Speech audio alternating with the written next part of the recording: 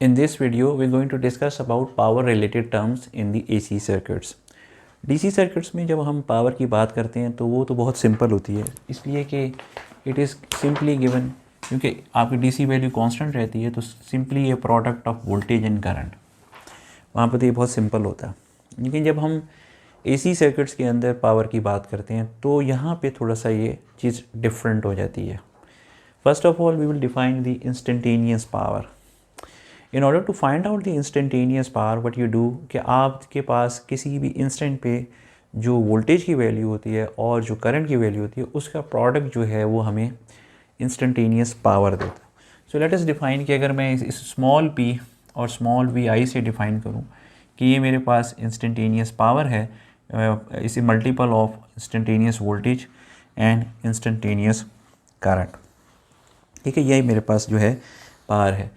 So let suppose अगर if I right A mathematical expression कि मैं इसकी वैल्यू निकालूं, सो if I right A mathematical expression, तो जैसे मैंने इसको जब रिप्रेजेंटेशन फॉर्म में लिखा था, एक्सप्रेशन की फॉर्म में लिखा था, तो I may write I V is equal to V M sine of alpha, और इसी तरीके से current would be written as I M sine of alpha minus theta. तो मैंने जैसे शुरू में भी बताया था कि जो करंट रिस्पांस में आता है वो डिपेंड करता है कि आपकी इम्पिडेंस क्या है। Let suppose we take a lagging impedance. यहाँ पे अगर आप देखें तो ये ब्लैक कलर में मैंने वोल्टेज की सिग्नल बनाया हुआ है और ब्लू कलर में मैंने करंट का सिग्नल बनाया हुआ है। तो ये लैग कर रहा है क्योंकि आप देख सकते हैं कि मैक्सिमम वोल्टेज का पहले आ रहा है और करंट का बाद में आ रहा है। इसके साथ साथ इसी फिगर के अंदर मैंने पावर का सिग्नल भी बनाया है जो इन दोनों की प्रोडक्ट से अचीव हो रहा है, ठीक है।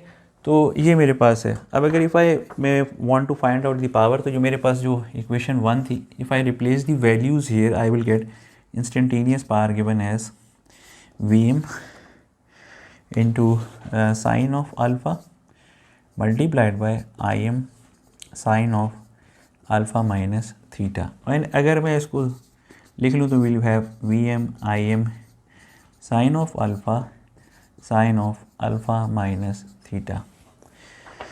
Here we can basically use a trigonometric identity जो हमारे पास है, sine of A sine of B is equal to half cos of A minus B minus cos of A plus B, ठीक है।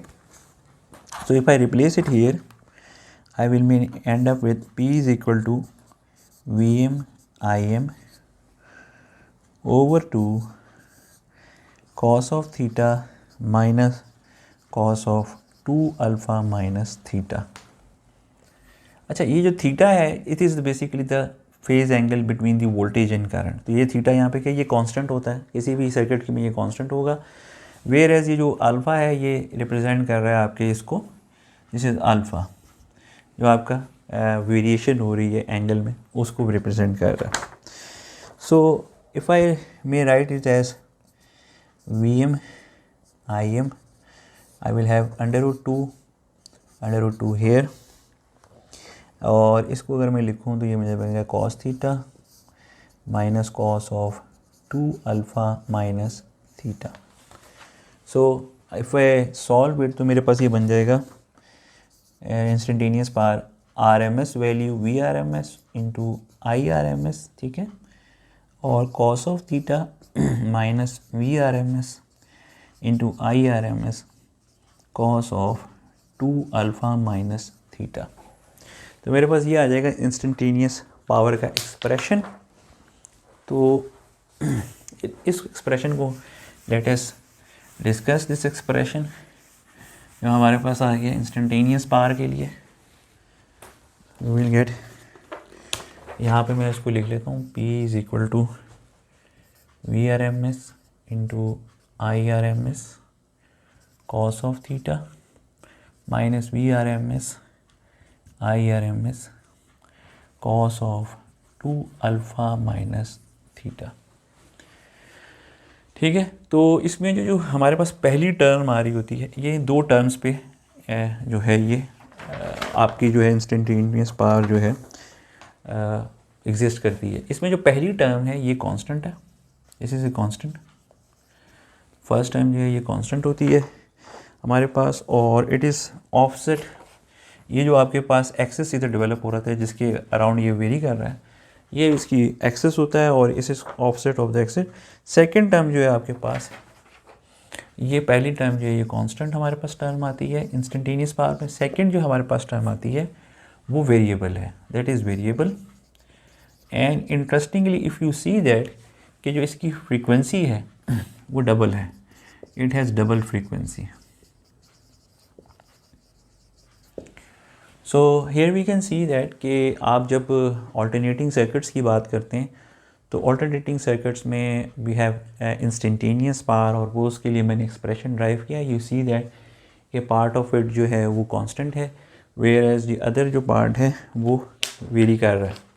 अगर मैं इंस्टेंटेनियस पावर की बात करूं तो आप ये देखेंगे कि इंस्टेंटेनियस पावर में मेरे पास कुछ सेक्शन जो है वो नेगेटिव है।